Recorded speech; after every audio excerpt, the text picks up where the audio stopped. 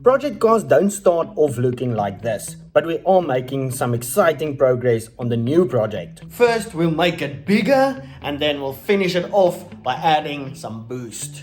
If you want to see the progress on the AU Falcon now, you can click the join button to watch all the videos. But if we can get this video to 100 likes, I will post this video on Friday. As easy as that. Now, let's get into the video. It's only worth it if you work for it.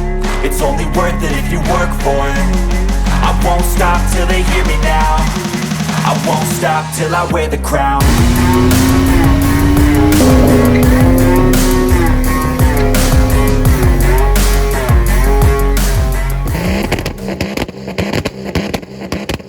Now that we have the car mostly put back together, we need one more piece to complete this puzzle.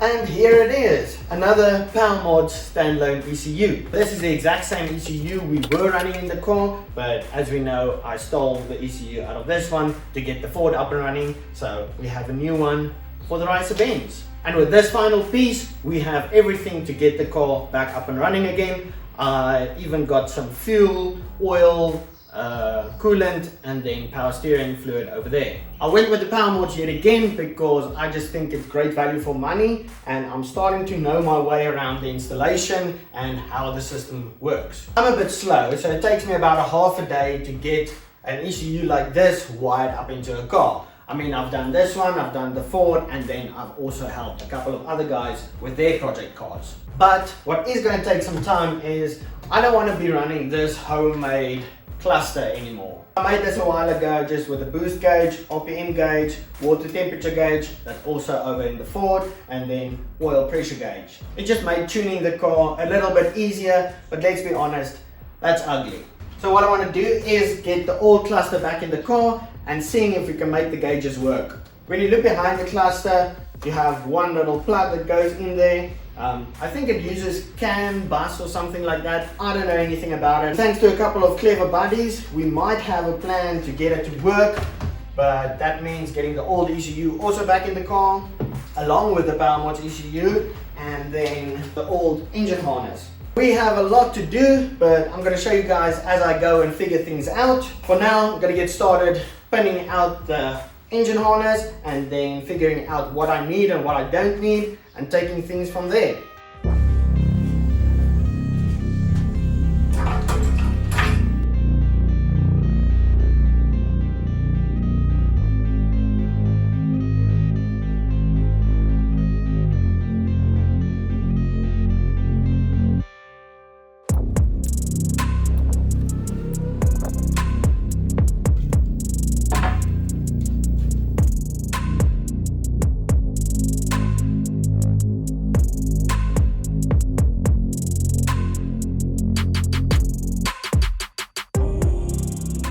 And there we go, just like that, we have a lot less wires to worry about. So I just had to pin this plug out and figure out what I want to need and keep on the plug.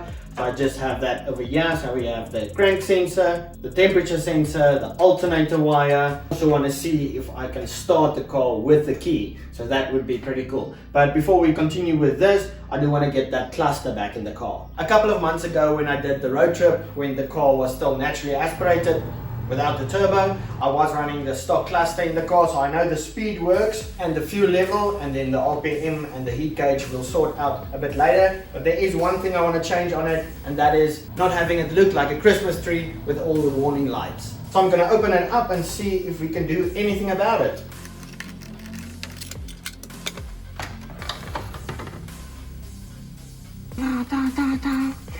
Anyway, so when you pull this back, you have little chambers over there for the lights to shine through. So I just got some electrical tape in there so the light can't shine through. That's one way to clear your check engine light, but let's put this back together and then we can throw this in the car.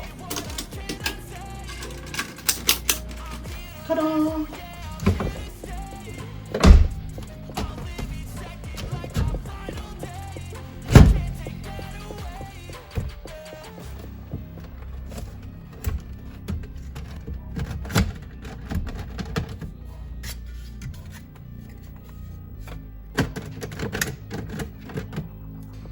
Done.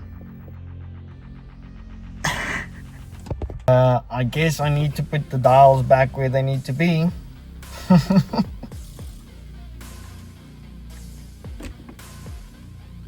Now that we have the ECU back in the car, we can move on to some more interesting stuff. So when you look over here, I already got the battery back in the car because I needed to figure out where I want to mount the ECU. Over in the battery area, you have this cover for your cabin filter. So I decided to get the ECU mounted inside of it. To turn it around and look at it from the bottom, I had to remove this filter because unfortunately it doesn't fit with the ECU inside of there. But that's the new home for the stock ECU. And now that we know exactly where the ECU is going to sit, we can continue finishing up this plug. I just need to measure all the wires I need for the crank, the water temp, the alternator, and then the starter wire. And then this plug over here, we'll just stick it into the ECU just like it is. I'm not going to change anything on that. It's only about 5 or 6 wires, so let me get that connected up and then we'll start testing.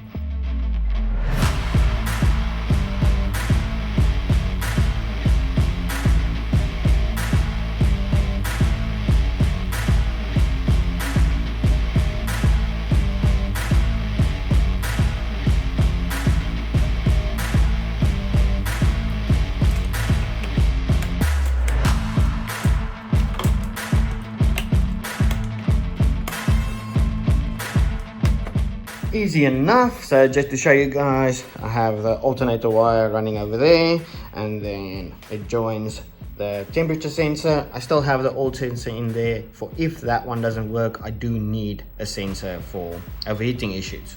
As we know, that has been an issue before. And then I will tidy it up later on when I get the power mods ECU wired up in the car, and I will put everything in sleeving. And then at the back there, I just went under the car and got it connected up to the crank sensor. So we'll be running 2 crank sensors, one for the power mods and one for the stock ECU, because they can't share the same crank sensor signal.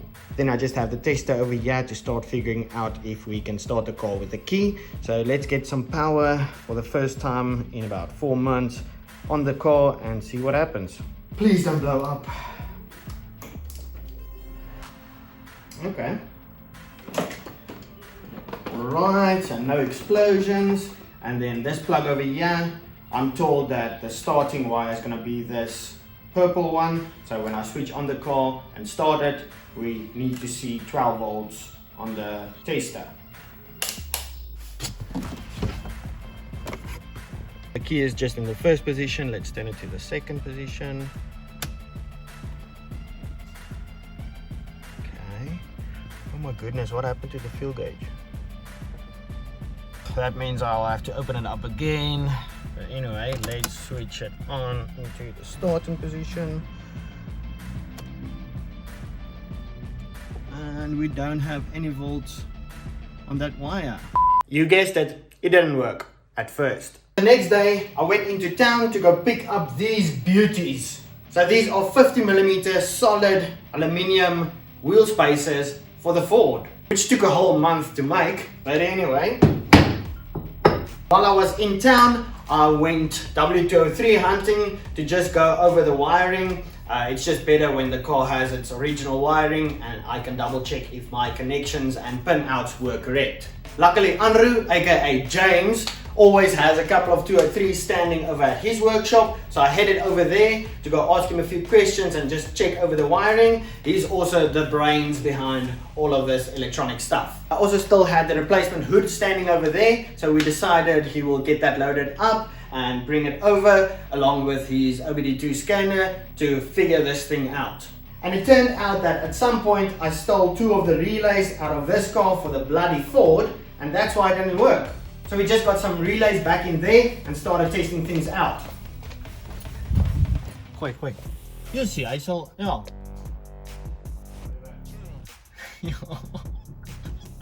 Next up, we wanted to check if we get any RPM from the crank sensor. So we turned the engine over with the key to see if we get any RPM signal from the crank sensor. And that works too. So now all the gauges on the cluster should work once the car fires up. Now to me, that's pretty freaking exciting. So just thanks again to James for all the help. Really appreciate it, and now we can move on.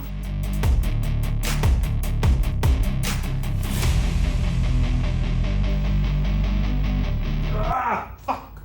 No leaks yet.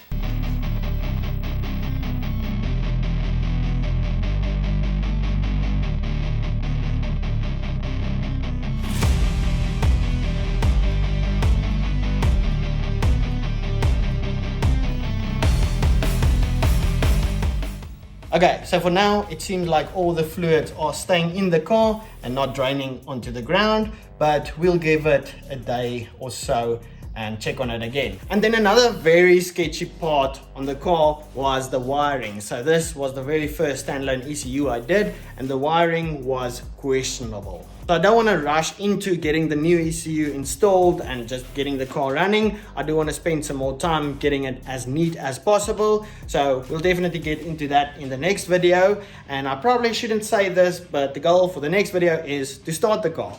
But yeah, I guess that'll be all for this week's video. Thank you guys so much for watching, and then I'll see you in the next one.